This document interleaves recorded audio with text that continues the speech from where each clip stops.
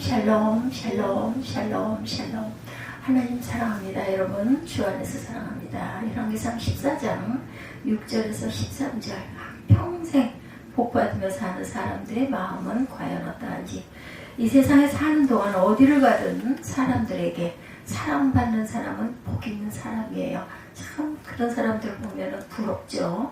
그런데 하나님의 사랑과 축복을 받으며 사는 것은 사람들에게 사랑받는 것보다 더 큰 복이죠. 아주 귀한 복입니다. 여러분은 어디를 가든 사람들에게 사랑과 그 축복을 받고 평생 하나님으로부터 사랑과 축복을 받으며 사는 사람들이 되시는 분들이 되시기를 주님의 이름으로 축복합니다. 하나님께서는 여로보암을 북이스라엘의 첫 번째 왕이 되게 하셨어요. 그러나 여로보암은 다윗처럼 하나님을 따르지를 않았습니다. 그는 하나님 앞에 정직하지 않았고 정직하지 못했죠. 여로보암은 매우 악독했고 그는 사신우상을 섬기고 하나님을 저버리는 아주 악한 왕이었죠. 본문에 보면 하나님께서 북이스라엘에 재앙을 내리시죠. 14장 10절 11절 10절에서 11절 보면 내가 여로보암에게 속한 산에는 이스라엘 가운데 매인자나 노인자나 다 끊어버리되 거름더미를 쓸어버린 같이 여로보암의 집을 말갛게 쓸어버릴지라. 여로보암에게 속한 자가 성읍에서 죽은즉 개가 공중에 새가 먹으리니 이는 야훼께서 말씀하셨습니다. 하나님이 오죽 미우면 이렇게 하셨을까 싶습니다. 하나님께서는 여로보암의 아들 아비야는 저주를 받지 않고 백성들이 슬퍼하는 가운데 장례식을 하고 무덤에 들어갈 것이다 이렇게 말씀하셨어요. 그가 이스라엘이 하나님 야훼를 향하여 선한 뜻을 품었기 때문이다. 여러분들 우리 마음에 먹는 마음이 얼마나 중요한지 그게 드러나지 않는다 하더라도 안으로 다른 마음을 먹고 겉으로 인척하는 것과 정말 전심으로 그런 마음을 먹는데 못하고 안타깝고 그렇게 안타까워하다가 돌아가는 것과는 이렇게 커다란 차이가 있다는 것. 사람은 모르죠. 하나님은 그 심령을 감찰하고 헤아리시는 거죠. 아비야는 하나님께서 기뻐하시는 선한 뜻을 품었기 때문에 저주를 받지 않습니다. 오래 살지 못했어요. 그러나 그가 죽었을 때 이스라엘 백성들이 통곡하는 가운데 장례를 치르죠. 아비야는 하나님을 기쁘시게 하는 선한 뜻을 품어서 저주를 받지 않았던 것. 그런데 아비야가 어떻게 행동했다는 기록은 없습니다. 그러므로 우리는 추측할 뿐이죠. 아비야는 하나님께서 기뻐하시는 선한 뜻을 품은 것만으로도 하나님으로부터 복을 받았다는 것. 그래서 우리가 누군가를 저주하는 마음을 믿잖아요. 미울 때는 이쁜 마음이 안 듭니다. 솔직히 말해서 저 따위로 하면서 뭐 어쩐다 그래 이런 마음도 들고 그러지 말아야 되는데 굉장히 그 사람에 대해서 판단을 하고 이런 부분인데 결국은 마음을 돌이켜서 그래 다 하나님의 자녀고 누구나 다 장단점이 있는데 하나님이 고치시겠지. 나이가 좀 들면 나아지겠지. 마음을 풀면 하나님께서는 그 마음까지도 감찰하신다는 거. 평소에 어떤 상황에서든지 무슨 일을 하든지 매 순간 우리 마음 상태가 가장 중요하다는 거죠. 하나님께서 기뻐하시는 좋은 생각을 하는가 고약한 생각을 하는가 마음 안에 어떤 음모를 품고 누구에게 다가가서 친절하게 푸는가 그냥 정말 도와주고 싶어서 친절하게 푸는가 다르다는 거예요. 그 윤정 집사님 그 자동차 내가 뭐 그렇게 본인 보고 공인 나라 가가지고 돈 들여서 하게 그 길만 알려주고 가게 하지 그 고생을 하고 추위에 이렇게 떨면서 밥도 못 먹고 그 짓을 그 시간까지 그렇게 할 일이냐고 그랬더니 하는 말이 그렇게 하라고 그러셨잖아요. 그렇게 하라고 내가 언제 그렇게 하라고 그랬어요? 그렇게 하라고 그러셨어. 해주라고 그러셨어. 읽는 거죠. 그 사람 마음을.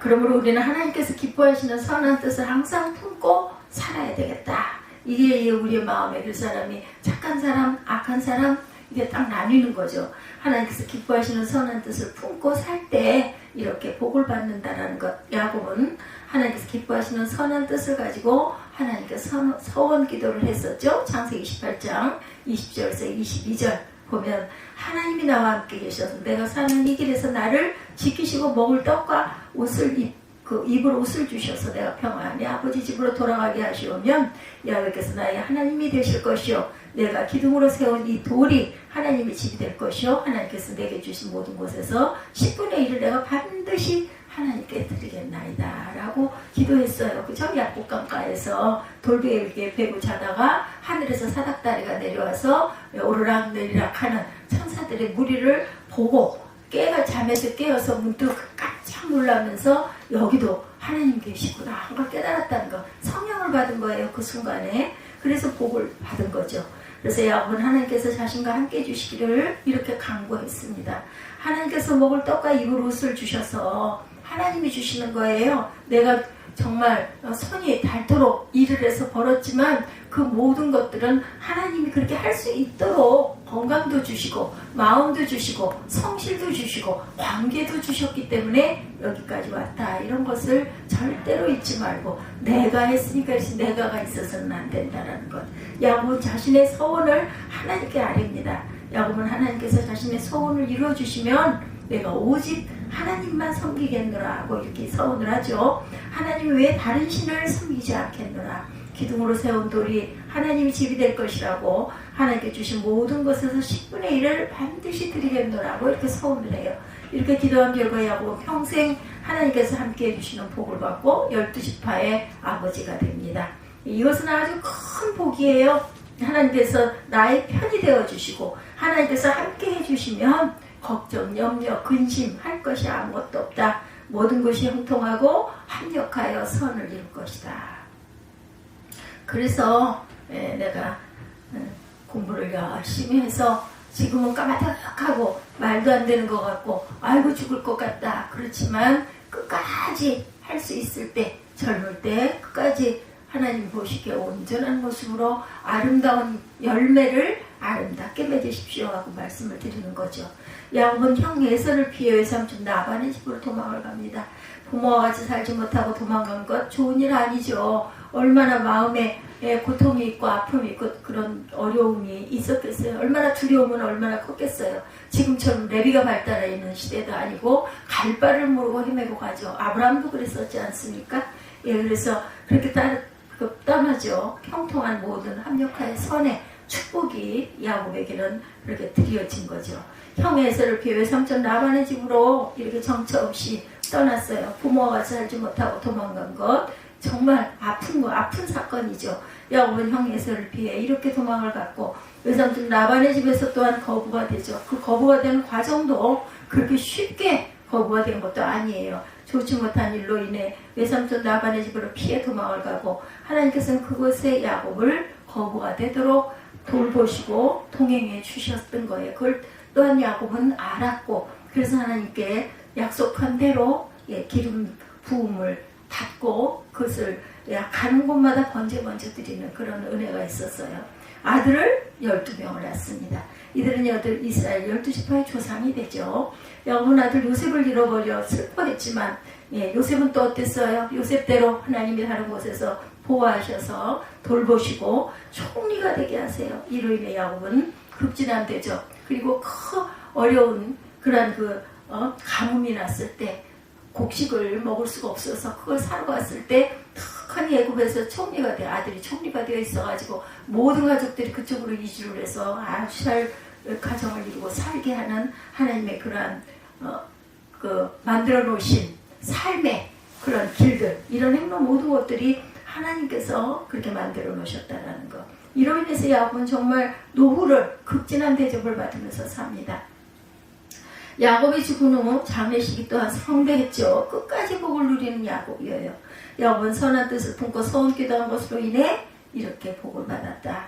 이 세상에서 평생 하나님의 사랑과 축복을 받고 살았던 사람이 있어요. 아브라함이죠. 아까도 말씀드렸지만 이렇게 구약의 이런 맥락들이 이렇게 연결이 됐을 때 내 마음 안에서 알 수 없는 기가 막힌 그런 그 은혜와 기쁨과 감사가 터뜨려지는 거죠. 그건 사람이 줄 수 있는 게 아니에요. 하나님께서 영으로 우리 마음 안에 지혜가 임하게 하신 거죠.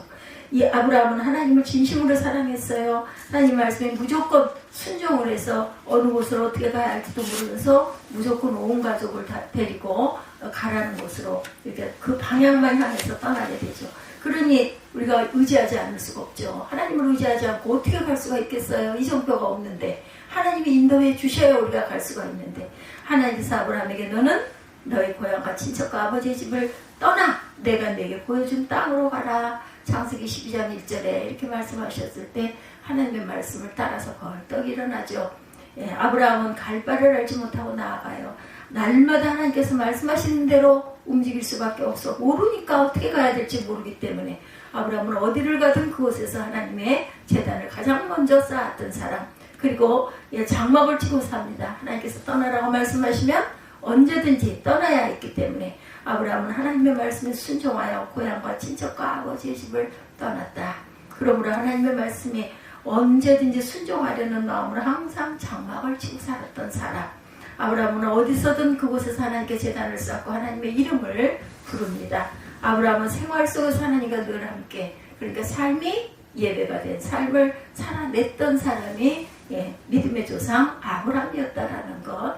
우리는 아브라함처럼 늘 하나님의 이름을 부르며 이렇게 살아야 한다는 것. 하나님을 늘 생각하고 하나님께 늘 감사하고 또한 온전치 못한 여러 가지 문제들이 생겼을 때마다도 하나님께 의지하고 기도할 줄 아는 그런 경건한 삶을 살 수 있다라는 것.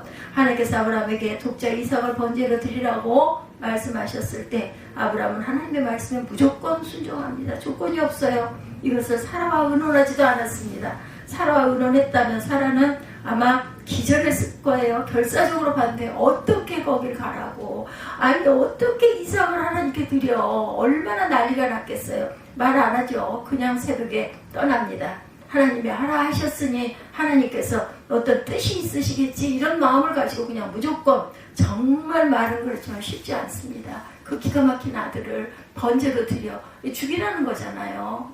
제단에 드리라고.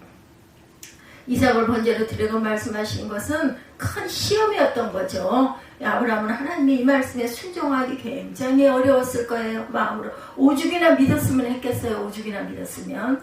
아브라함은 100세에 낳은 이삭을 자신의 목숨보다 사랑했었는데 이삭을 매우 사랑했던 그러한 아브라함이 하나님의 말씀에 토를 달지 않고 시간도 끌지 않고 그냥 무조건 벌떡 일어나가죠. 창세기 15장 4, 5절에 보면 하나님께서는 아브라함에게 내 몸에서 날 자가 내 상속자가 되리라. 하늘을 우러러 무뼈를 셀 수 있나 보라. 내 자손이 이와 같으리라. 이렇게 말씀을 하셨어요. 그 말씀을 정말로 굳건히 믿었다는 것. 그래서 하나님께서 아브라함에게 이삭을 번제로 드리라고 말씀하셨으니 얼마나 혼란이 왔겠어요. 아니야, 하나님 뭐야, 주실 때는 언제고 또 갔다가 번제를 드리래. 기가 막힌 거죠. 그러나 하나님의 말씀에 이렇게 무조건 순종했던 아브라함은 어떻게 이렇게 무조건 순종할 수가 있었을까? 100%, 요즘 말로 100% 믿은 거예요.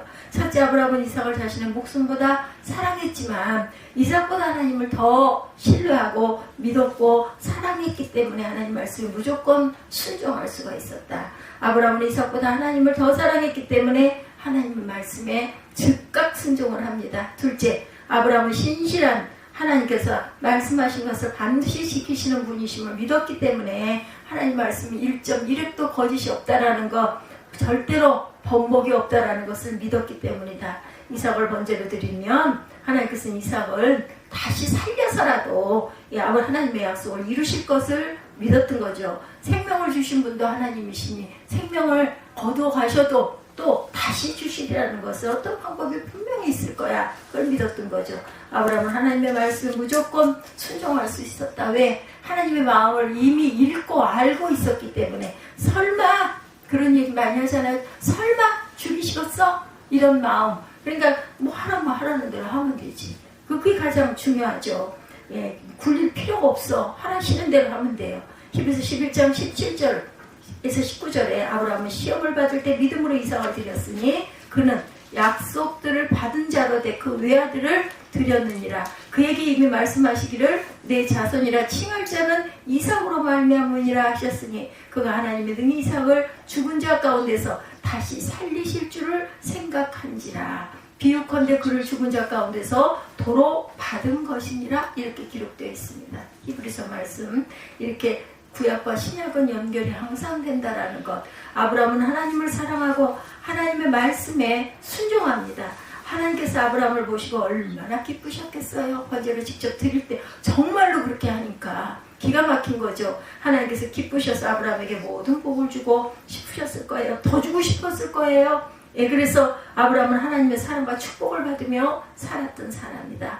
아브라함의 이야기를 들으면 아브라함처럼 복을 받으며 살고 싶은 마음이 생기죠. 나도 그래야지 이런 마음 생기지 않아요? 아브라함처럼 복받기 위해서 아브라함처럼 하나님 말씀에 나도 무조건 순종할 거야 이런 마음을 품게 됩니다. 마음의 소망을 품게 되죠. 아브라함처럼 하나님 말씀에 순종하는 것 쉽지 않아요. 쉽지 않은 일입니다. 하나님의 말씀에 무조건 순종하는 사람은 매우 적어요. 그렇기 때문에 매우 적기 때문에 특별한 하나님의 은총이 있을 수 있는 거죠. 그 이유 첫째, 우리의 믿음이 매우 작기 때문이라 이 말씀에 순종하기가 얘 이럴까? 이거 이렇게 하면 어떡하지? 그럼 나는 어떻게? 내가 먼저 앞에 오는 거죠. 둘째, 하나님을 사랑하는 마음이 적기 때문이라는 거예요. 믿음도 적고 사랑도 적고 그렇기 때문에 마음속으로 머리를 계속 굴리는 것 그렇게 해서는 안 된다는 것. 하나님을 얼마나 사랑하는가 생각할 줄 알아야 된다. 내가 하나님을 얼마나 사랑하는가 생각해보면 하나님을 위해서라면 나의 재산과 목숨도 아깝지 않아. 아니 드리면 어때? 드리고 나면 나 죽으면 천국 더 좋은 천국이 있는데 이런 마음 가지면 아니 무슨 순교는 하지 못할 게 뭐가 있어. 하나님이 하시는 대로 하면 되지. 그 순간이 두렵죠. 죽는 그 순간이 두려울 뿐이지 그거 지나고 나면 새로운 세계가 열리는데 그죠? 우리는 아브라함이 하나님을 사랑한 만큼 하나님을 사랑하지를 못하고 있다는 것. 이것이 우리의 문제점입니다. 셋째, 우리에게는 타락의 근성이 아직 남아있다.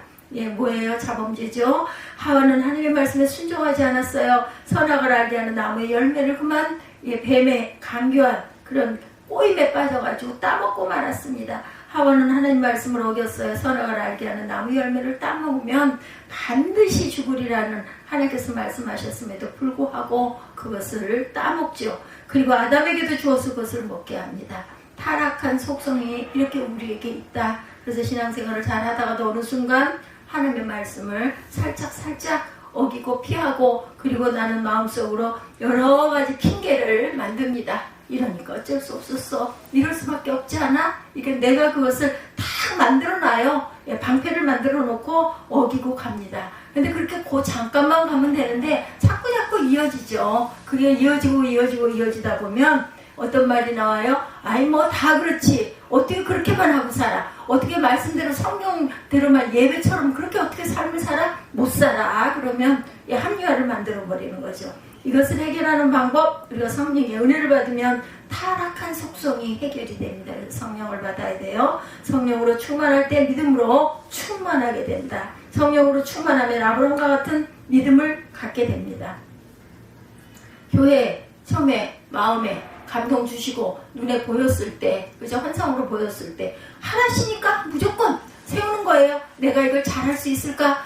잘하지 못하면 어떡하지? 이런 거 자체가 아직 아닌 거예요. 이런 거 자체가 더 지나가야 합니다. 마음에 그냥 나는 죽으나 사나 무조건 할 거야. 이건 저는 다른 거 없었어요. 아니 사람 평생 예배하고 살잖아. 평생 예배하고 살 거 하나님 세우라시면 세우면 되는 거 무슨 뜻이 있으시겠지. 그죠? 천하보다 귀한 영혼이라는데 한 영혼을 살리면 어떻겠어요? 내 자녀를 살리면 어떻겠어요? 내 이웃 하나를 더 살리면 어떻겠어요? 내 삶이 예배가 되어서 내가 천국에 갈 수 있는 마음의 평안이 생기면 얼마나 감사하겠어요. 그거 하나만이라도 그 이유는 분명하다는 거다. 크게 부흥시켜서 유명해지고 다들 그런 생각을 하지만 하나님께서 품은 내게 향한 뜻은 또 다르다는 것을 잊지 말고 머리를 써서 아니면은 뒤에 어떤 보안을 놔두고 이거 한번 해봐야지 이거는 잘못된 거 아직 아니라는 거죠. 성령으로 충만하면 사랑으로 충만해지고 마음을 다하고 목숨을 다하고 뜻을 다하고 힘을 다하게 돼요. 하나님을 사랑하게 되죠. 이웃을 자신과 같이 사랑합니다. 원수까지도 사랑할 수가 있어요. 그렇게 사랑해야 한다 하니 나는 무조건 그렇게 할 거야 이런 마음 무조건이 굉장히 중요하다는 거. 그렇게 되면 나중에 나는 어떻게 될 것이며 이거 이렇게 해라 그러면 그 안에는 어떤 뜻이 하나님 분명히 있으실 것이고 나를 안 좋은 데로 보내시는 분 절대로 아니니 하라시는 대로 지금은 당장 엄청난 손해가 난 것 같지만 정말 미련한 짓을 한 것 같지만 그건 아니라는 거. 내 머리로 굴리려고 하면 하나님의 축복을 받지 못합니다. 그만큼만 허덕이다 살게 되는 거예요. 그 삶이 결국은 세상에서의 그 삶이 무슨 삶? 지옥에서의 삶이 된다라는 거. 하나님의 은혜와 사랑을 받고 성령으로 충만한 사람은 어떠한 상황이든 어떠한 여건에서든 천국을 누리면서 땅에서도 그리고 천국에 가서도 그렇게 천국을 오래 길게 누리고 살 수 있다는 것.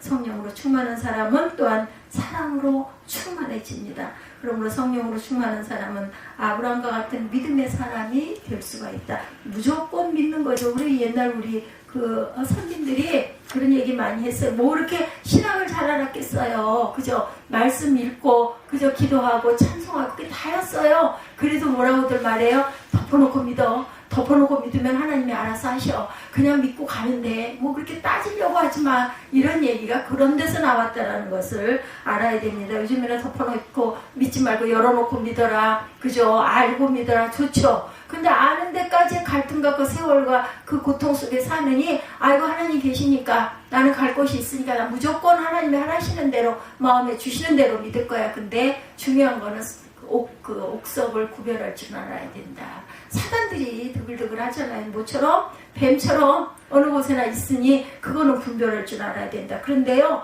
성령 받은 사람은 딱 보면 느껴요. 아 저거 아니야. 아 저거 이단이야. 알면 고개도 돌릴 필요가 없어요. 예수님도 그러셨잖아요. 발에 먼지를 털고 그 자리를 떠나서 다른 곳으로 옮기십니다. 뭐 다투고 말고 할 것도 없어. 비방할 필요도 없어. 마음에 뭐만 생기니까 분노와 갈등만 생기니까 안 보면 돼요. 우리 옛말에 있잖아요. 까마귀 노는 곳에 백모야 가지 말아라. 아주 기가 막힌 귀한 말씀이에요. 나도 모르게 물이 들어가니까 한번 한번 구경 좀 해보지. 아이고 참 재밌네. 아이고 그냥 심심한데 좀 들어보지. 이렇게 돼서는 안 된다는 거죠. 복을 많이 받으면 교만해지기가 쉬워요. 방종하기가 쉽습니다. 방탕하며 살 수 있는 기회들이 많이 생겨요. 복 받는 것도 어떤 면으로 보면 다 좋은 건 아니라는 거죠. 아브라함은 끝까지 변함이 없었던 사람.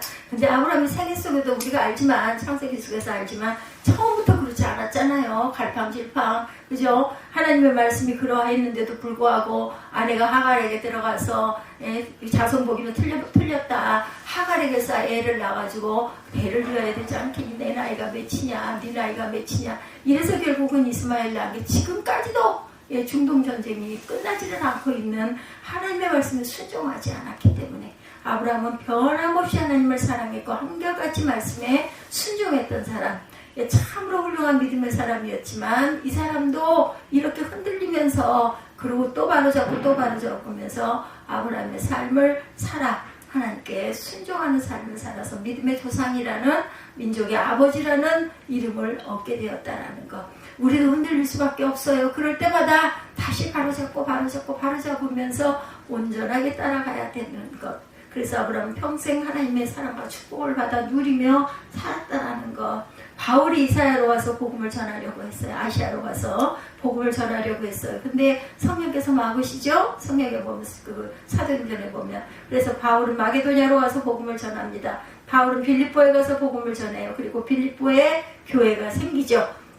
동양은 서양에 비해 복음이 늦게 들어오죠. 서양의 복음이 일찍 전해집니다. 서양 사람들은 일찍 예수를 믿고 구원을 받죠. 이로 인해 복을 많이 받아서 저희들이 제가 어렸을 때 그죠? 미국에서 구호물자가 없었더라면 6.25 전쟁으로 인해서 얼마나 많은 사람이 죽었을까? 그죠? 영양실조 얼마나 많이 걸렸을까? 지금도 기억이 나요. 옥수수죽, 옥수수빵. 왜 그렇게 그게 먹고 싶었는지 먹을 수가 없어가지고 저는요. 막 계란 프라이 해놓은 거하고 막 바꿔 먹고 너무너무 그 옥수수빵이 먹음직스럽고 맛있고 좋았었어요. 이 모든 것들이 어디에서 그 먼저 은혜 받은 사람들이 나라에서 증거되고 전해졌기 때문에 지금 우리들 어떻습니까? 정말 어려운 나라들 도와야 된다는 거지. 이만큼 잘 살게 된 거 얼마나 감사한 일인지 몰라요. 우리 선진들의 피 흘림이 있었기 때문에 그저 끝까지 굽히지 않는 신앙이 있었기 때문이라는 거. 우리도 또한 후대들에게 그렇게 살아가야 한다. 문제가 있죠. 교만해져요. 방종하고 방탕하게 삽니다. 하나님 섬기는 일을 게을리하게 돼. 내가 배가 부르고 좋은 게 너무 많다 보니까 기도 생활 안 하게 됩니다. 그래서는 안 돼요.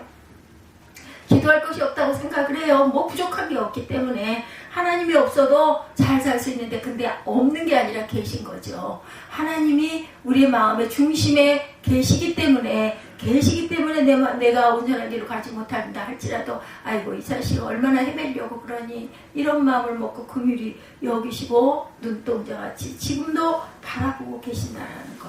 방종하고 방탕하게 살아요. 음란한 짓을 합니다. 죄를 범합니다. 이들에게 하나님의 심판만 남아있다는 것, 비극적인 삶만 남아있다는 것. 우리나라도 마찬가지. 70년 전만 해도 우리나라는 세계에서 아주 가난한 나라, 그렇죠? 그만큼 가난해서. 근데 지금은 경제 대국이 되지 않았습니까? 코로나로 인해서 우리나라 의료진들의 여러 가지 우리 국민을 보호하는 이런 시스템이 얼마나 잘 돼 있는지도 알게 됐죠. 그냥 당연한 것 이랬는데, 감기만 걸려도 죽을 수밖에 없는 그런 나라가, 우리가 정말 선망했던 그런 미국이란 나라가 그렇게 의료비가 비싸다는 것도 알게 됩니다.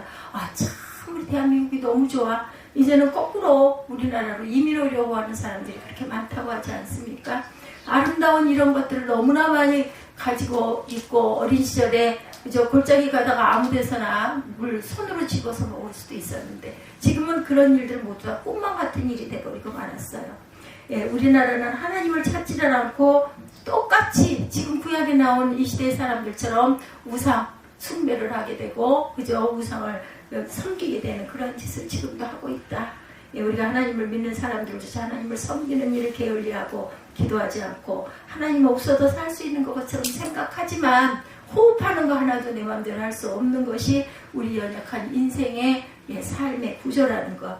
아이가 학교에서 돌아오면 학원을 여러 곳 보내죠. 주일에는 교회 보내지 않고 아이에게. 그러다 보니 신앙이 없을 수밖에 없다. 한국 교회 중에 주일학교가 없는 교회가 매우 많지요. 교회에 아이들이 없어요. 그래서 주일학교가 없는 교회가 많습니다. 이것은 어두운 미래를 보여주는 것이다. 산하제 하늘 너무 지독하게 했어요. 어렸을 때 아이들이 주일학교 예배를 드리고도 대회에 다들 참석을 했죠. 저희 교회도 그렇게 해왔는데, 그러다 보니까 아이들이 아이의 교회를 등져버리는. 그렇지만 믿음 심어진 그 믿음의 그 씨는 분명히 그냥 그렇게 없어지시면 않으리라고 저는 그렇게 믿습니다. 지금은 그렇다 할지라도 내 맘대로 되지 않죠. 요즘엔 뭐 아이들 내 맘대로 기를 수가 없어요. 그 아이들 주장이 얼마나 강한지. 우리 어떻게 해야 돼요? 기도할 수밖에 없죠. 교회 다녔던 친구들 중에 여러 친구들이 하나님의 길을 가기도 하고, 그렇지 못하더라도 마음에 하나님을 모시고 살아가는 그런 분들이 많습니다. 어렸을 때 신앙생활에 한 것이 큰 영향이 된다고 그래서 주일학교 때 그 하나님을 믿었던 그 믿음 생활이 나이가 들어서도 돌아가게 되는 아주 전환점이 된다는 것. 예수를 믿는 사람들 중에 아이를 데리고 교회에 나오는 사람이 요즘에는 정말 드물다고 합니다. 부모와 아이가 같이 교회에 나오는 모습 얼마나 아름다운 모습이에요. 그리고 부모와 아이가 같이 예배드리는 모습을 봤을 때 우리 마음에 정말 기쁨이 충만하죠. 훌륭한 부모가 훌륭한 유산을 자녀에게 물려주었구나 하는 그런 마음이 듭니다. 어떤 그 집회에 인도하려고 하는 그런 목사님들의 말씀 들어보면, 교회에서는 초등학생들이 앞자리를 차지하는데 집회 때는 2시간 이상 예배를 드리죠. 설교가 깁니다. 그래도 아이들이 움직이지 않고 앉아있는 것을 보면 참 기특하다라는, 귀한 열매들이라는 생각이 드신다라는, 흐뭇하실 거예요. 어린아이들이 설교를 들으며 열심히 기록합니다. 잘 듣는 사람들은 손에서 펜이 떠나지는 않아요. 그렇다고 막 글만 쓰고 있지는 않습니다. 마음에 감동이 오면 목사님 눈 맞추고 할렐루야 아멘도 할 줄 아는 그러한 자녀들 얼마나 곱고 예뻐요. 초등학교 학생들이 앞자를 차지하고 앉아있는 모습이 정말 절로 설교가 막 나올 것 같아요. 목사님 입장에서는. 자녀를 지옥으로 보내지 않으려면 교회에 열심히 보내서 부모와 자녀가 함께 또한 예배를 드리는 그런 삶이 되야겠죠. 올바르게 예배드리는 것은 아이들에게 또한 가르쳐야 합니다. 그렇게 자란 아이는 자란 후에도 교회를 떠나지 않습니다. 사무엘이 보면 그래도 그런 건 몸에 배어 있어요. 조용해야 되고, 이럴 때는 조심조심해야 되고, 이런 것들이 몸에 배어 있죠. 우리나라 국민들 굉장히 교만하고 방종하고 방탕하게 살고 있죠. 많이 타락했어요. 이것은 위기임을 깨달아 알아야 된다. 우리가 아무리 복을 받아도 방종하거나 방통하지 않으려면 하나님과 복음을 위해서 살아야 된다. 어떻게 하면 복음을 전할 수 있을까 생각하며 살 줄 알아야 합니다. 하나님께서 가장 기뻐하시는 일을 열심히 해야 되죠. 그러다 보면 죄 지을 시간이 없어요. 구약이 있는 말씀들이 결국은 신약의 삶이 된다는 것을 잊지 마시고 중심이 구약 그 삶의 그 중심들이 우리 마음 안에 자리를 꼭 잡고 있어야 된다는 것. 죄 지을 시간이 없어야 돼요. 예수를 믿는 복을 많이 받은 분들 주변에 있습니다. 제가 그 시흥에 가서 거기 그 산부인과 그 원장님 지은 은집 빌딩 거기를 가끔 가잖아요. 한 달에 한 번 정도씩.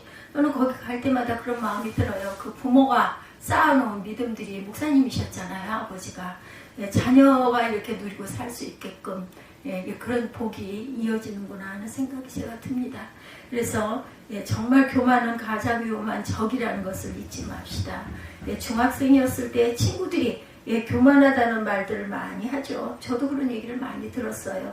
그 이유가 없는데 교만하다 하니 이해할 수가 없었죠.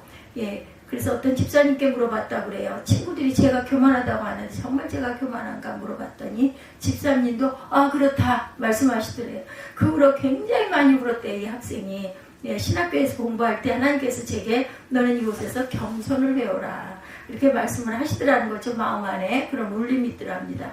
하나님께서 보시기에도 제가 얼마나 교만했으면 하나님께서 그렇게 말씀을 하셨을까. 나는 아닌 것 같은데 왜 모든 사람이 날 보고 교만하다고 할까. 그 교회 건물을 입당을 할 때 그것을 앞두고 있었을 때였다고 그래요. 기쁘고 즐거워해야 할 텐데 이제 목사님이 된 거예요. 이 학생이 마음에 두려움이 오더랍니다. 근심걱정 불안 공포가 계속해서 오더라요. 온갖 부정적인 생각이 이어지더랍니다. 집에서 교회까지 오는 길에 무슨 일이 생길 것 같은 그런 불길한 생각이 들더라고 그래요. 부산에서 가장 큰 교회가 되면 가장 먼저 순교할 것 같은 마음이 들더라고 합니다. 이 목사님이 온갖 생각이 자신을 공격해오고 교회에 들어와서 혼자 기도했다고 그래요.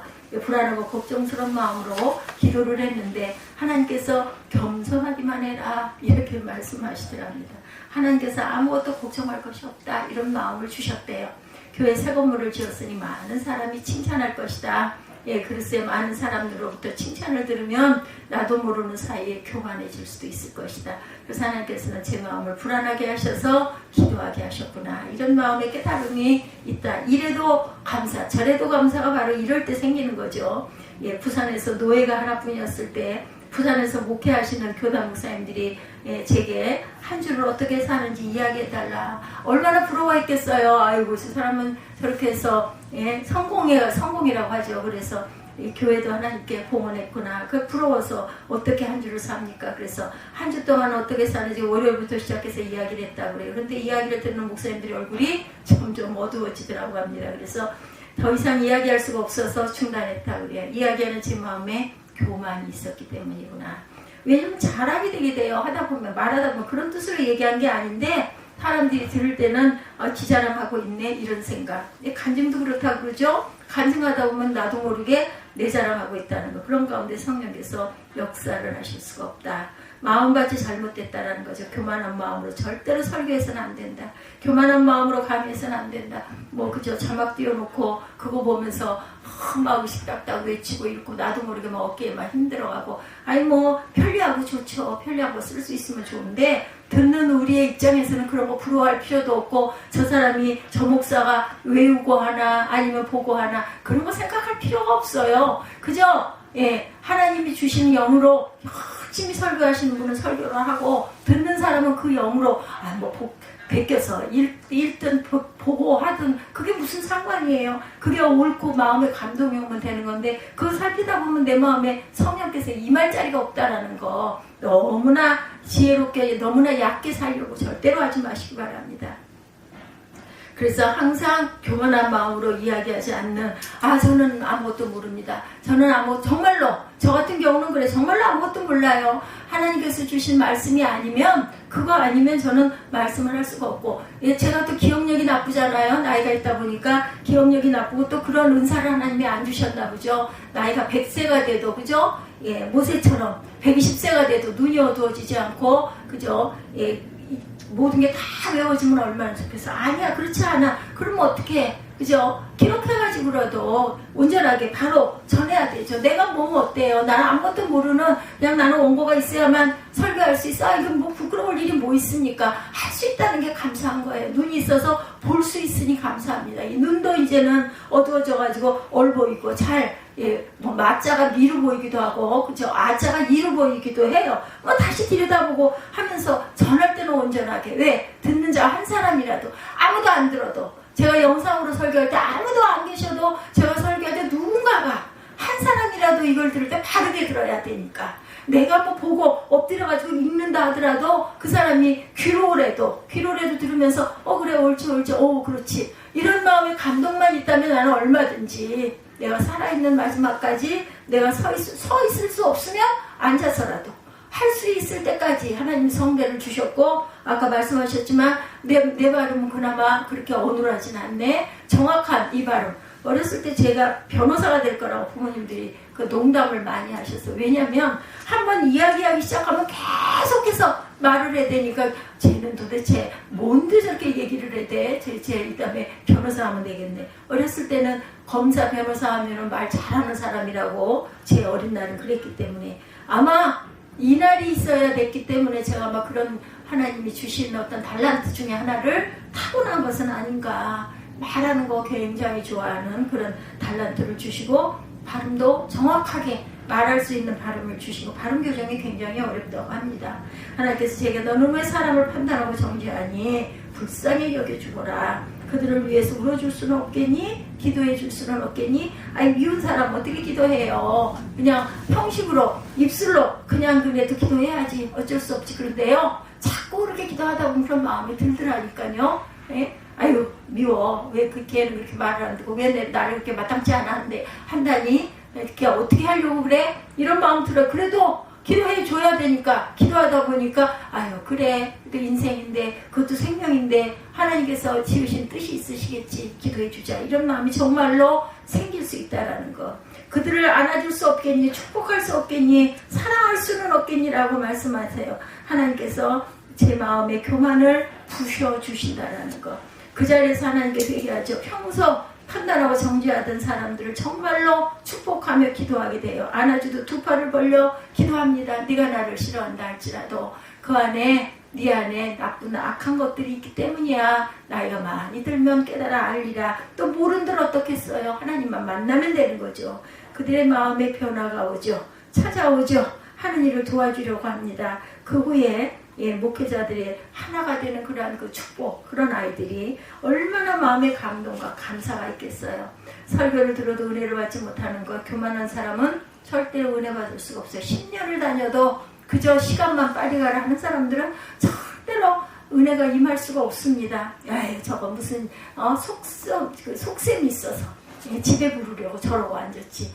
왜 저래? 왜 남이 실컷 일해서 애쓴 땀 흘린 거를 왜 네가 누려? 이런 마음이 있으면 절대 본인한테는 정말 마이너스인데 그걸 몰라요. 그저 하나님께 겸손히 하나님이 주셨으니까 하나님께 드립니다. 이런 마음으로 사람에게 했다라고 생각하지 말고 드리면 되는 거죠. 하나님께서는 겸손한 사람에게 은혜를 주세요. 하나님께서는 교만한 자를 대적하신다고 베드로전서 5장 5절에 말씀합니다. 우리는 겸손한 마음으로 은혜를 사모하며 설교를 들을 줄 알아. 어떤 자세로 목회자가 어떤 마음으로 말씀을 증거하든 말씀 자체만 들으면 돼요. 에이 뭐 저거 다 써서 있는 거 누구는 못해. 아니 본인도 좀 해보지. 그렇게 똑같이 되는가. 그죠? 각자에게 주신 그러한 그 좋은 점, 약한 점들이 다 있습니다.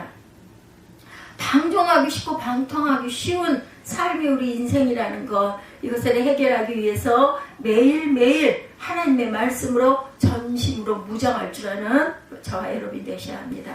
죄 지을 시간이 없게 일을 많이 만들고 일을 많이 합니다.